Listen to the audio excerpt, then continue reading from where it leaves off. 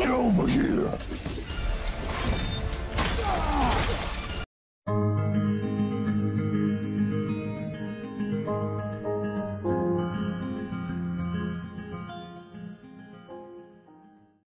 Savage, une mise hors jeu, sans ménagement et sans scrupule. Le chapitre 13 du Sermon aux Hébreux conclut par une déclaration qui devrait retenir notre attention. Cette déclaration devrait nous inviter à une prise de conscience que peut-être nous nous sommes placés dans une position de rébellion vis-à-vis de Dieu. Et franchement, si c'est le cas, il est temps d'y mettre un terme. Il est temps de revenir à Dieu et d'arrêter de construire chaque jour davantage notre tradition parallèle à l'Évangile. Pour moi, il n'est pas possible de lire ce chapitre et de ne pas immédiatement me remettre en question sur ma pratique religieuse. Franchement, soyons honnêtes. Si je suis vraiment persuadé d'aimer la vérité et de vouloir la suivre, si je suis vraiment persuadé de faire partie de l'Église du reste, alors je ne peux pas continuer à ignorer quelque chose d'aussi clair, d'aussi limpide et sans appel. Et si je ne suis pas dans les clous, alors je dois choisir.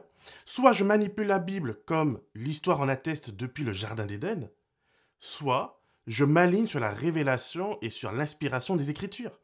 Il me faut choisir. Je ne peux pas servir deux maîtres. Je ne peux pas continuer à cacher ma propre autorité derrière des faux-semblants. Ce n'est pas parce que je passe 1 heure à étudier le Lévitique que j'ai compris la volonté de Dieu. Je dois lire la Bible à la lumière de l'Évangile, à la lumière de l'enseignement du Christ et de ses apôtres.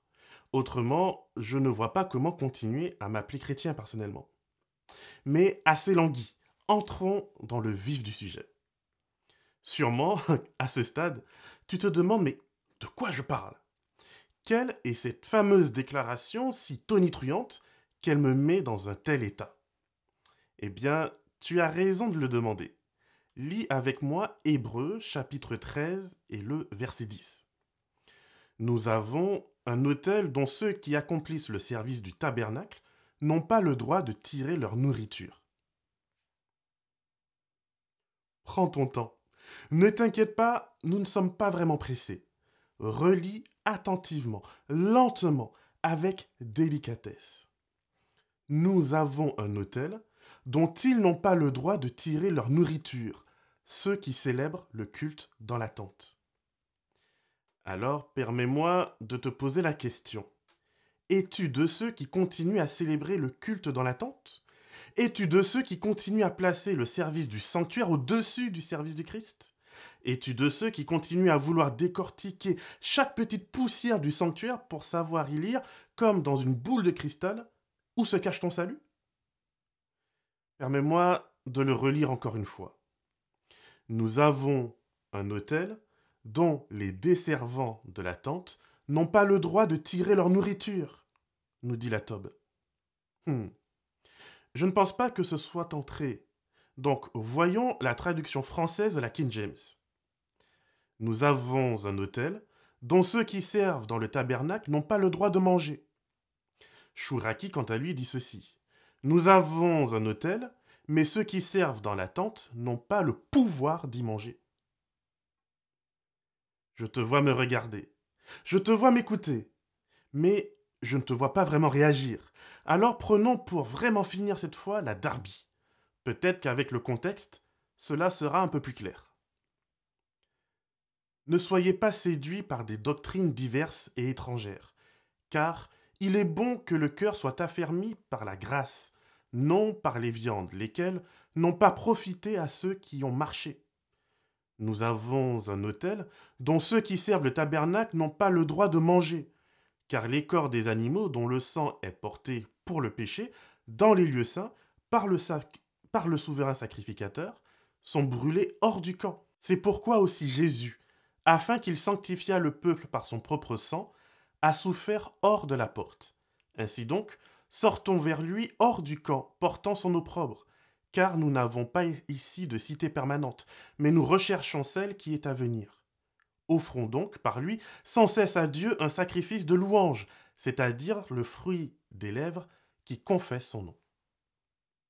non par les viandes, ou dans d'autres versions plus actuelles, non par des aliments, mais par la grâce, non par le sang des taureaux, mais par le sang du Christ, non dans le sanctuaire, mais hors du sanctuaire. Il faut sortir des portes. Nous sommes appelés à sortir.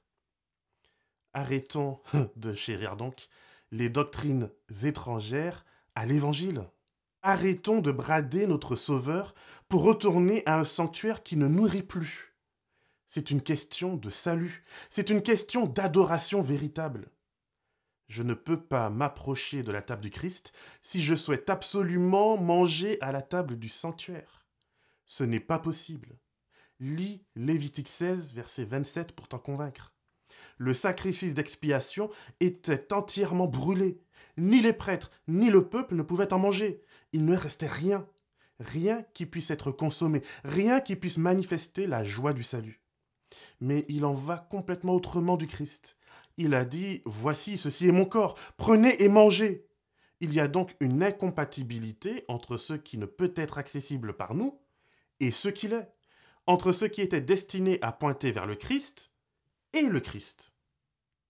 À toi qui m'écoutes donc, je te le dis avec le plus grand amour qui me soit possible de te communiquer ici. Nous ne pouvons pas réécrire l'Évangile pour le faire entrer dans notre petite boîte à mystères. L'Évangile, il est copyrighté. Il a un auteur jaloux qui ne supporte pas les contrefaçons. Il faut prendre conscience que les fake news spirituelles tuent et tuent assurément. Elles détruisent nos vies, elles les remplissent de culpabilité, de doute, de frustration et d'angoisse. Alors, disons stop. Je dis personnellement vraiment stop. Jésus a volontairement utilisé la fête de la Pâque pour symboliser un nouveau départ, une libération vers un monde meilleur. Et trop souvent, trop d'entre nous, nous continuons à lire l'Évangile en faisant les gros yeux pour les concombres du Sinaï. Nous préférons l'esclavage du Sinaï à la liberté divine. Nous refusons d'accepter l'enseignement sur la loi comme servant de parabole. Et à la place, on en fait le cœur de l'Évangile. Mais si on fait cela, alors on met Jésus par la fenêtre. Le verset 14 oppose donc la Jérusalem terrestre avec son temple et son culte et sa liturgie à la Jérusalem céleste. Nous cherchons en effet cette cité à venir et je suis prêt à supporter les humiliations du Christ. Je suis prêt à supporter les moqueries, les attaques, parce que je sais que mon Jésus vaut mieux que tout cela. Oui, par Jésus, j'offre des sacrifices de louange et non plus des sacrifices de sang et de sueur. Jésus est le grand bâtisseur de ponts qui me relie directement à l'amour du Père. Et tu veux savoir le meilleur? Le plus dramatique dans l'histoire, c'est que ce n'est même pas un message nouveau. Même dans l'Ancien Testament, il l'avait déjà compris. Ce que Dieu cherche véritablement, c'est une adoration du cœur qui s'exprime par une confession de foi venant de nos bouches. Prenez avec vous des paroles et revenez au Seigneur. Dites-lui, tu enlèves toute faute, accepte ce qui est bon en guise de taureau, nous t'offrirons en sacrifice les paroles de nos lèvres, dans Osée 14, verset 3. En guise de taureau. Pourtant, les taureaux étaient ce qu'il y avait de plus cher et de plus précieux à offrir. L'étape suivante, dans les religions païennes, c'était les enfants. Et donc, au lieu d'apporter des taureaux, le prophète Osée nous invite à apporter des lèvres confessant le nom de celui qui enlève toute faute. Pas seulement celles qui nous arrangent, mais toutes, volontaires et involontaires. Mais ce n'est pas fini. Le psaume 50 nous invite ainsi: vais-je manger la viande des taureaux et boire le sang des boucs? Eh ben non. Mais du coup, quoi donc? Offre à Dieu la louange comme sacrifice et accomplis tes vœux envers le Très-Haut. Puis appelle-moi au jour de la détresse, je te délivrerai et tu me glorifieras. Regarde maintenant attentivement ce passage que l'on trouve dans 2 Chroniques 29 et au verset 31. Dans ce passage, le roi Ézéchias invite le peuple à la repentance. Ézéchias prit la parole et dit: maintenant, puisque vous avez les mains remplies pour le Seigneur, approchez et apportez sacrifices et offrandes de louange à la maison du Seigneur. Alors, l'assemblée apporta des sacrifices et des offrandes de louange, et tous ceux qui avaient le cœur généreux apportèrent des holocaustes. La véritable repentance commence par un élan du cœur. Note et regarde comment les holocaustes sont apportés après, en conséquence de l'élan du cœur. C'est là le véritable cheminement de foi. D'abord, mon cœur est touché par Dieu, puis, en conséquence, je m'aligne sur son caractère, je m'aligne sur sa volonté et sa loi n'est plus un fardeau, mais la loi divine devient ce vers quoi mon cœur tend naturellement. Il l'avait déjà compris depuis l'Ancien Testament. Et en 2022, je croise beaucoup trop d'adventistes qui marchent en ayant peur de leur ombre. On nous fait peur avec des messages non bibliques et non porteurs de l'Évangile. Mais bien sûr qu'il faut prendre Dieu au sérieux. Bien sûr que les sacrifices de l'Ancien Testament ne couvraient pas les offenses volontaires. Bien sûr que même l'Esprit Saint, aujourd'hui, ne peut couvrir la rébellion. Si, en tout cas, elle n'est pas repentie. Mais autrement, comment crois-tu que David ait survécu? Penses-tu que Bathsheba soit entrée dans son lit par accident? Ah zut, je me suis trompé, désolé, je cherchais les toilettes. Penses-tu que la lettre qui a tué Uri s'est écrite toute seule? Qu'elle a pris ses 2 pieds pour arriver à destination et signer la mort de son porteur? Sérieusement, penses-tu que ce soit par accident qu'Abraham ait menti non pas une fois, mais 2 fois sur la nature de sa relation avec Sarah? Ou que les frères de Joseph l'ont vendu à l'Égypte par accident? Bien sûr que non. Et pourtant, le pardon de Dieu a été possible. La grâce, l'amour, la patience sont les habits même du caractère de notre Dieu éternel. Le chapitre 13 de la lettre aux Hébreux nous invite donc à une adoration qui commence par la reconnaissance du cœur, par l'amour pour Dieu qui se traduit par notre louange. Mais cela ne signifie pas qu'aimer Dieu de tout son cœur soit quelque chose d'abstrait. Bien au contraire, nous sommes invités à traduire notre louange par des actes très concrets. Manifester de l'hospitalité. C'est pas facile. Il ne s'agit pas d'accueillir les potes à la maison. Il s'agit, comme Abraham, d'aller se mettre au service de parfaits inconnus, de parfaits étrangers et de leur donner le meilleur. Ainsi, il a accueilli des anges sans même le savoir. Il s'agit donc pour moi d'avoir une ouverture spirituelle et relationnelle, de s'efforcer d'accueillir l'autre dans sa différence et dans son cheminement de vie. Mais cet accueil n'est pas une invitation au relativisme. La Bible revient en force dans la défense du projet de Dieu pour l'humanité. Notre style de vie, notre consécration à Dieu, eh bien tu vas peut-être pas aimer, mais il se trouve que cette preuve se situe souvent dans la façon dont nous menons nos petites affaires sentimentales. C'est tellement facile de dire oui, moi j'aime Dieu, pour ensuite lui faire comprendre qu'il n'a rien à faire dans notre vie privée, qu'il n'a rien à faire dans notre chambre à coucher. Et pourtant, ma façon d'assouvir mon besoin d'amour sera très souvent bien plus parlant que 1000 professions de foi. Je ne prêche donc pas une foi gracieuse sans œuvre. Ce n'est pas ma compréhension biblique et surtout, ce n'est pas ce que enseigne selon moi l'Évangile. Cette parole inspirée et inspirante nous dit plutôt que la foi dans la Bible, ce n'est pas quelque chose qui relève du privé, ce n'est pas quelque chose qui relève que du secret. Les premiers chrétiens, après tout, sont morts afin de pouvoir professer publiquement leur foi par des actes très concrets. Ils ont eu à trancher sur le sujet de savoir si la loi de Dieu est supérieure ou pas aux lois de la République. Et ils ont dit oui sans l'ombre d'un doute. Et surtout, ils en ont payé le prix fort. Ce chapitre 13 nous invite donc de manière très concrète à l'hospitalité, au respect des normes maritales données par Dieu et dont je t'ai parlé dans la capsule précédente. Ce chapitre nous invite à reconnaître également l'autorité des personnes qui nous dirigent. Pas facile, n'est-ce pas? Pas facile d'obéir et pas facile de reconnaître que je dois écouter. Si Dieu ne me demande bien sûr pas du tout de trahir ma conscience, il m'invite à reconnaître que certains ont reçu l'autorité de diriger et d'autres non.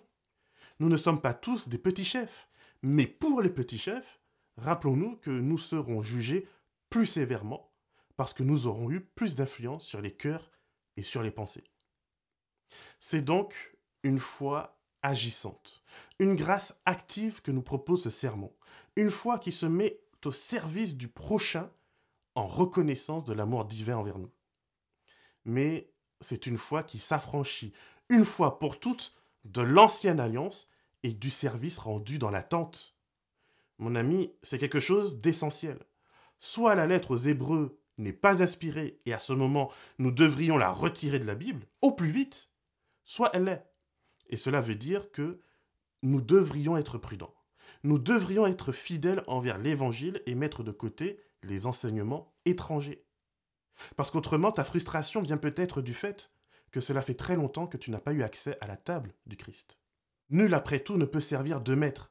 C'est une question d'amour. N'en déplaise aux polyamoureux, on finit toujours par en aimer l'un plus que l'autre. Dieu nous invite à manifester un cœur entier, intègre, un cœur qui refuse de papillonner entre ancien et nouveau pacte, comme pour assurer ses arrières et garantir d'apaiser la colère de Dieu par ses sacrifices. Cela n'a jamais fonctionné, nous dit la lettre aux Hébreux. Pour notre Dieu, la seule chose qui soit précieuse, c'est le cœur repentant de ses enfants. Cette repentance symbolise notre désir de reconnexion avec Dieu, notre désir de réparer la relation brisée, de reconnaître enfin qu'il n'est pas un Dieu méchant et arbitraire, mais qu'il est le Dieu d'amour et de grâce par excellence. Si tu as suivi cette série d'études sur la lettre aux Hébreux, alors tu sais maintenant que le Nouveau Testament attribue le Sinaï à l'autorité des anges et que Jésus est venu établir une nouvelle alliance en tout point supérieure. Elle est supérieure car elle n'est plus une ombre, mais la réalité même de Dieu. Emmanuel, Dieu avec nous et parmi nous. Jésus a établi sa tente au milieu de nous et il nous invite à retrouver une relation avec lui. Je ne sais pas si tu te rends compte. Alors, je vais te mettre cette image de la Trinité et de la double nature du Christ devant les yeux. En devenant notre frangin, Jésus établit un pont entre l'intimité de la Trinité et l'humanité. En Jésus, nous entrons dans l'intimité même de Dieu. 2 Pierre 1, verset 4 nous dit que nous devenons des participants de la nature divine. Est-ce que tu as déjà visualisé ce que cela signifie? Regarde bien ce schéma. Nous devenons participants à la Trinité. Waouh! Quelle promesse! Quel cadeau! Quelle confiance! Tu comprends maintenant pourquoi le diable est jaloux de nous. Tu comprends pourquoi il cherche désespérément à nous voler cette joie. Il est vert de jalousie. Dieu nous donne librement, à nous pécheurs, la place qu'il a voulu arracher de force. Dieu nous montre ainsi qu'il n'est pas égoïste. Un dictateur, il fait tout pour pouvoir s'accrocher à son pouvoir. Dieu, lui, est prêt à le partager avec nous. Quand je vois cela, j'ai le cœur qui fond. C'est vrai que mon être entier se sent indigne, mais si j'ai foi en Christ, alors je sais que c'est possible. Je sais qu'il m'attend et qu'il m'accueille. Je sais qu'en lui, j'ai accès à l'intimité même de Dieu. Ah, c'est trop beau. Voici ce que je voulais partager avec toi pour conclure notre étude de la lettre aux Hébreux. Cette lettre, je la trouve exceptionnelle de profondeur et de beauté. Je t'invite à continuer à la lire et à la relire. Continue à la méditer et à comprendre son message. Je t'invite à en faire un sujet de prière afin que l'Esprit Saint te guide et te fortifie. Quant à moi, je te donne rendez-vous la semaine prochaine pour une nouvelle série d'études sur le livre de la Genèse. Que le Seigneur te garde et te bénisse et qu'il fasse de toi une source de bénédiction pour l'éternité.